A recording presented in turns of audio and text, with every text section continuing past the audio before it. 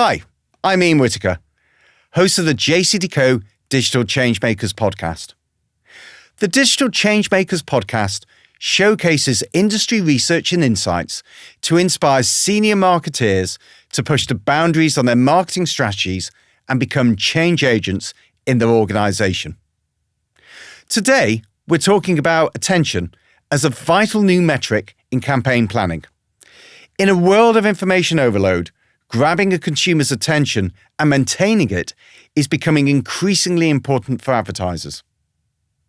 The development of innovative research methods, such as eye tracking technology, means that attention is emerging as a potential currency to be used amongst the advertising industry.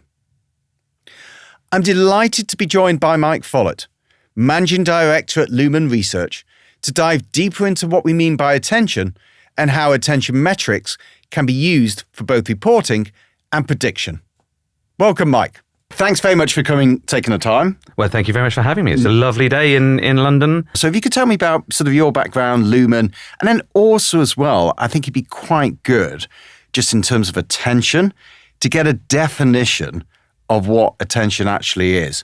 Because it seems like one of those phrases where perhaps different people may have different interpretations of the actual word. So I'll leave it open to you. Well, let's start with the definition first, because that really is the interesting thing. So attention is the essence of advertising. Mm-hmm. Advertising, it comes from the Latin to turn towards. The whole basis of our business is getting people to turn towards and engage with things. Mm-hmm. Now, at Lumen, we use eye tracking to work out if people are looking at ads. And we measure attention in terms of visual attention. There are other types of attention. We have ears as well as eyes. Mm-hmm. You have haptic attention as well. But when we talk about attention, what we're talking about is not only could people see things, was there an opportunity to see it, but did they actually look? Mm-hmm. And crucially, if they looked, what do they do next? Mm-hmm. Because the next thing that people often ask about attention is not just, was it there? Was there any attention? But so what? Yeah. What did it lead to? Because the other thing about advertising is that no one advertises simply to get attention. Yeah. You advertise to change people's minds, to build memories, to make money. That's why we do the things we do. That's why we want to turn people's heads in the first place. And so when we talk about attention, not just about the physical attributes of getting people to stop and stare, but then thinking about what they do next. Yeah. Now, this insight, this idea that there's a difference between what people have the opportunity to look at and what people see, that sort of came to me about 10 years ago. I started my career in advertising, working for DDB, the big creative agency. And I worked in London, and then in New York, and then in Mumbai, and wherever you go in the world, no one knows how big a logo should be on an ad.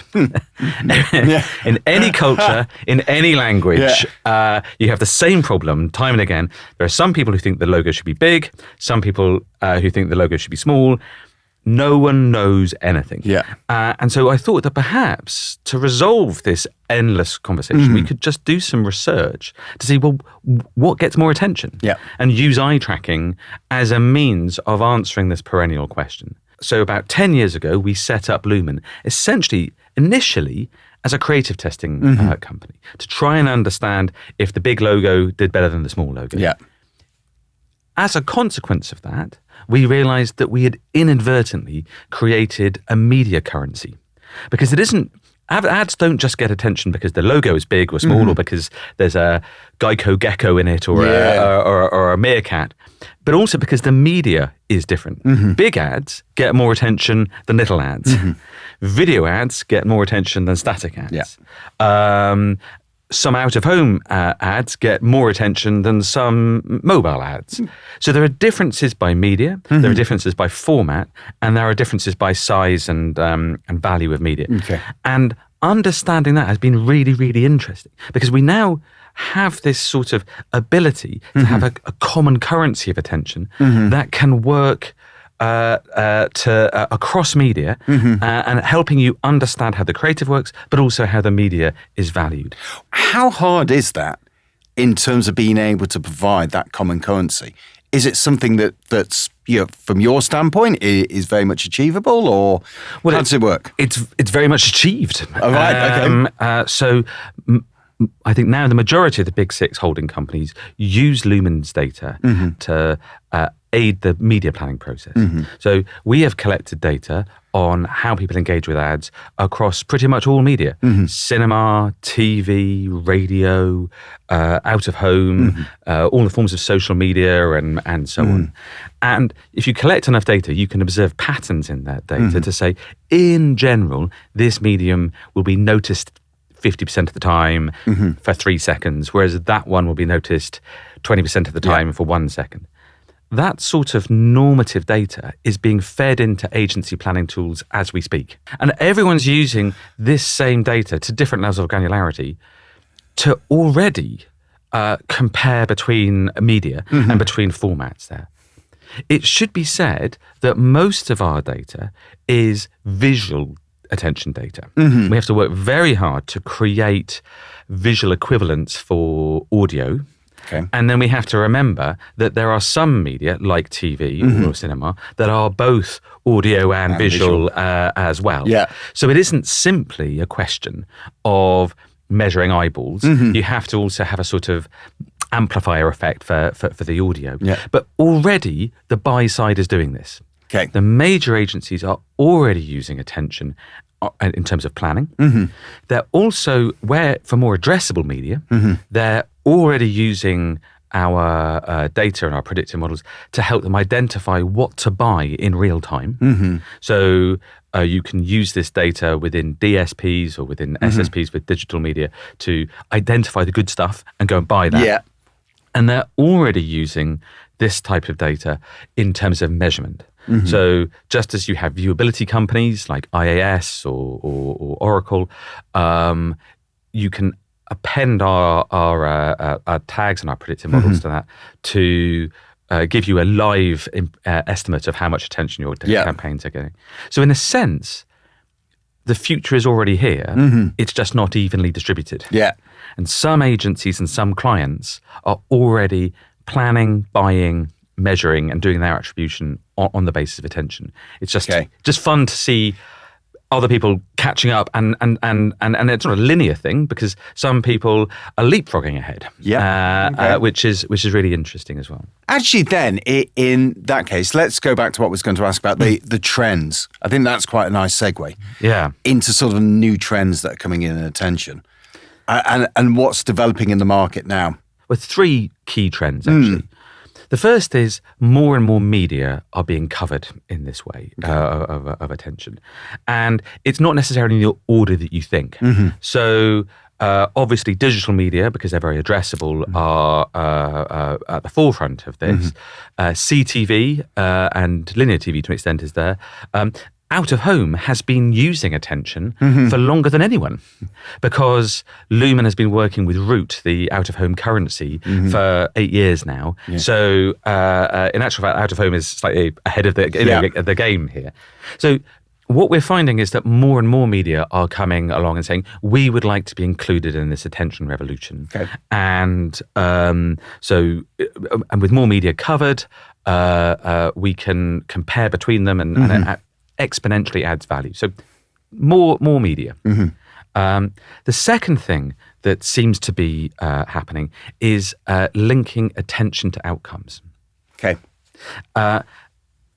This is has gone from being a proof point of our product to the product itself. Okay. So not proof of the product, but part of the product. Yeah. Because, as I said before, just as there's a difference between the opportunity to see and seeing. Yeah. So too, no one really cares about seeing; it's about buying. Yeah. And it's that link between seeing and sales, or attention and outcomes, that is really important. What we're finding is that the smartest clients are moving beyond just understanding the averages between media A and media B and using it for planning data and things, but then building really, really powerful models of effective attention. How much attention do I need in media A to drive a sale? How much is that the same in media B? Yep. 2 seconds of attention to one form of mobile ad is actually worth more than 2 seconds of attention in it for another format or for another media. 2 seconds of attention to a telly ad isn't actually worth an awful lot, but it's worth a great deal online. Whereas TV is very good at generating 10, 15, 20 seconds, which you could never get elsewhere. Yeah. So understanding the sort of potency of these different media and the link between attention outcomes as a measure of that potency, really, really important. The most exciting partnerships that we have at Lumen now are with people like Amazon, being able to link not just our attention predictions, but the outcomes for your brand on the site. The final big trend that we've seen is mating different data sets. This attention stuff is really, really interesting, but it becomes exponentially more interesting if you add in the outcomes thing. But then that process of marrying these two data sets, we could do that with loads of other things. I want to capture, or come back to something that you said, that I thought was very, very interesting here, was the whole thing about different levels of attention have different levels of importance for different media. Yeah. And the implications of that, and really across the board, the implications of that.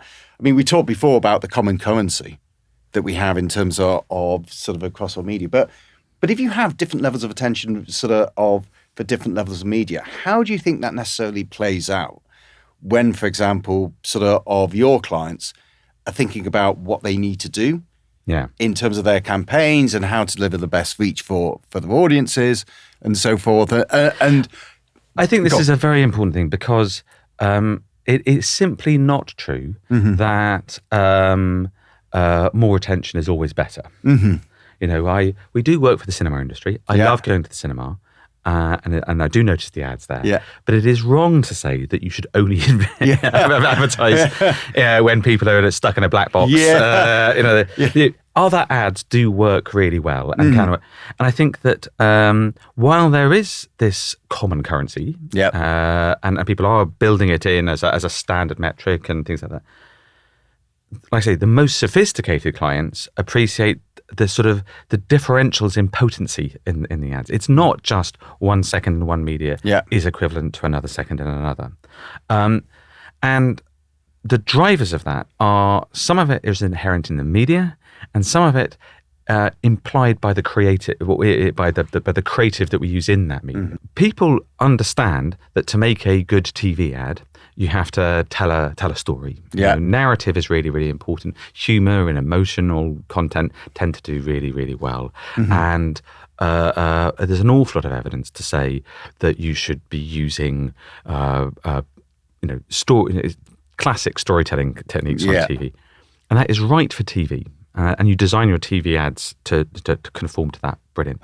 So what you have to realise is that the media itself is different and delivers a different amount of attention, which is fine. But then you have to respond to that by having different creative and not blindly following the same rules in every single media, but have media appropriate creative. Facebook, a brilliant media, has much more in common with billboards and 6-sheet posters than it does with TV ads.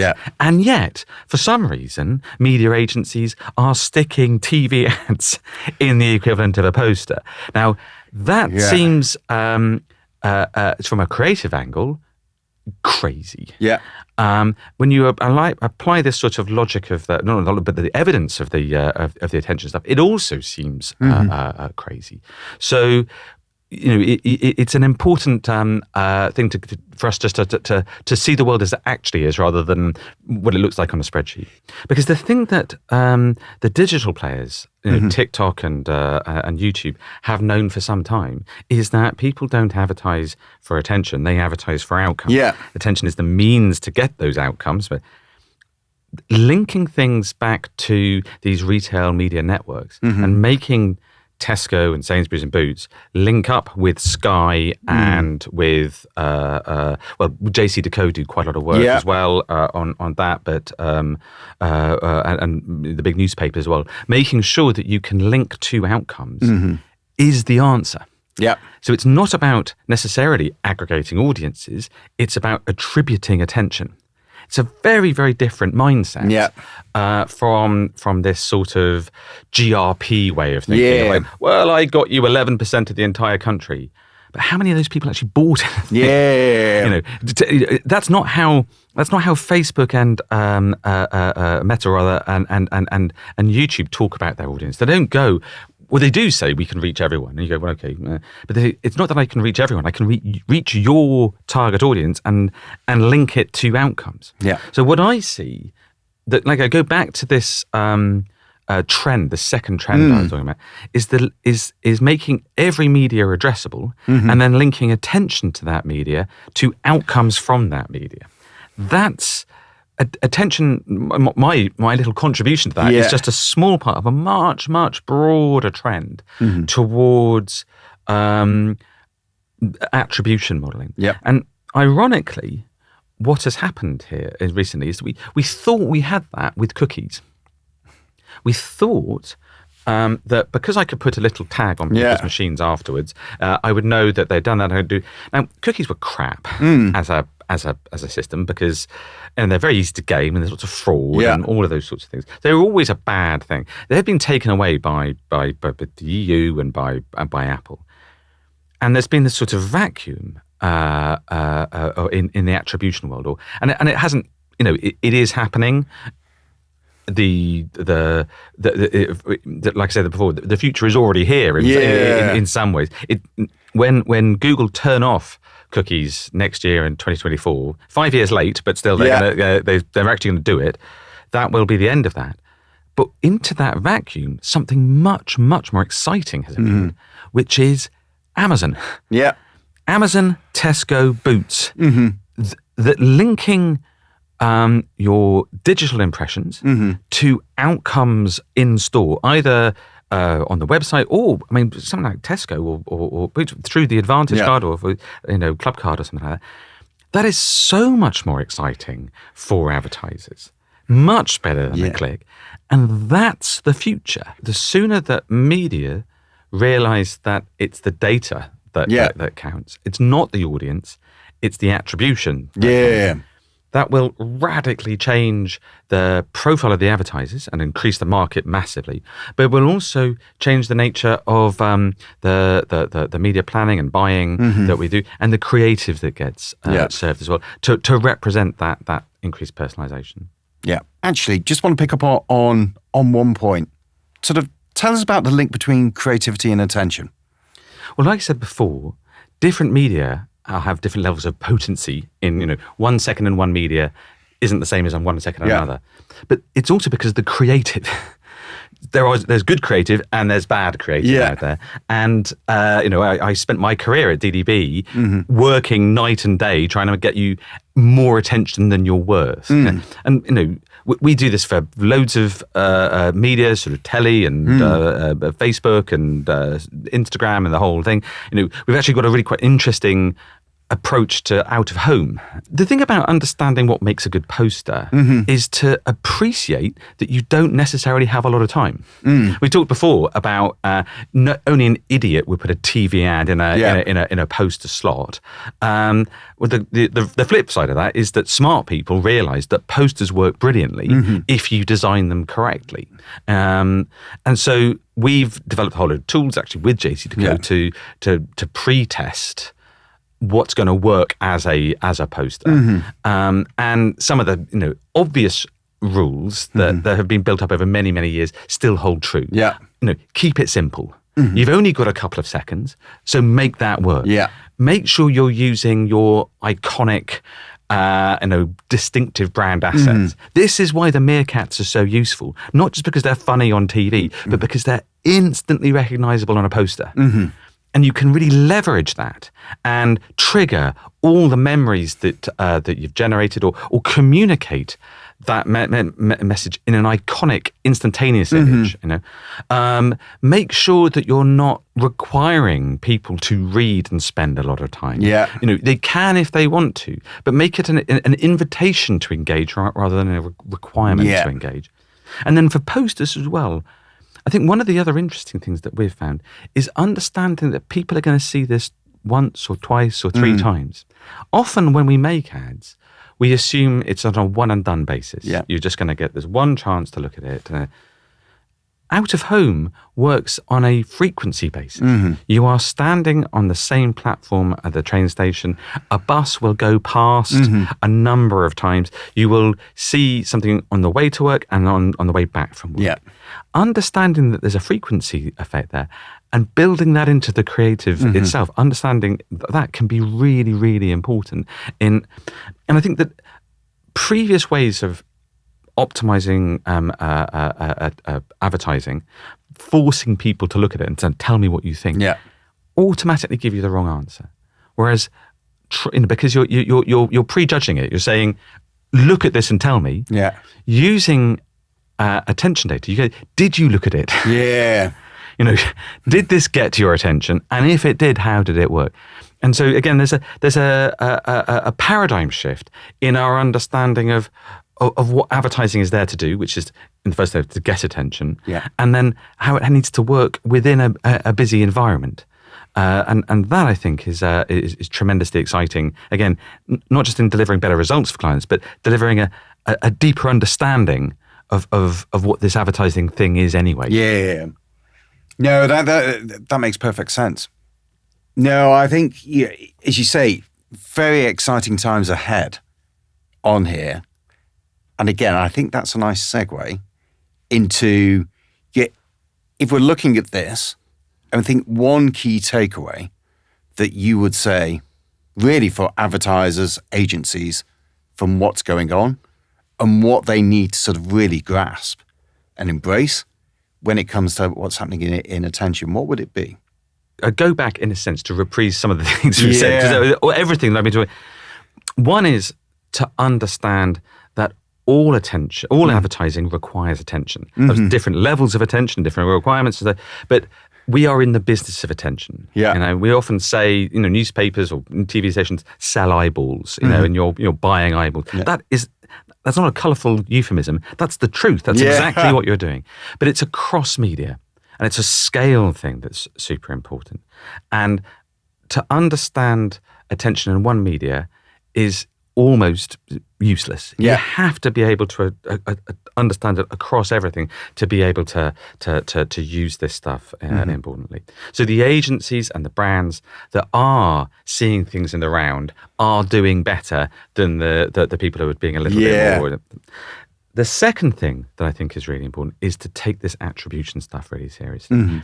I have a sort of mantra where it's about never talk about attention without also quickly talking about outcomes. Yeah. If we were in Germany, they'd come up with one of those massive, great long words, attention outcomes, and it'd just be one word. Yeah. But that's the way we need to think about this. And I think that's been helpful for me in Lumen's growth there.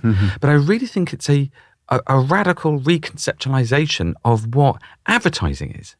Because if you don't think about the outcomes and the required amount of attention to deliver those outcomes, then you're stuck in a world of audiences, just generalized thinking. GRPs in one place and impressions in another, and you have all these different currencies and different ways of thinking about it, and none of them are intimately related to the task in hand.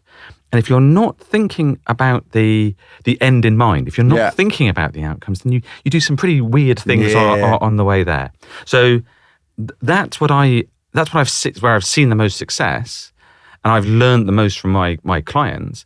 And the vision that we're pushing, but also the vision that we're sort of being dragged along by the most successful clients, that's the future for the entire market. That's a great note to end on. Mike, thanks very much. Really appreciate it. Thank you very much for your time. Not at all. Thank you, Mike, for the fascinating discussion around attention today. It's been great to hear your thoughts on how attention measurement can be used as a powerful tool for advertisers and marketeers to increase efficacy.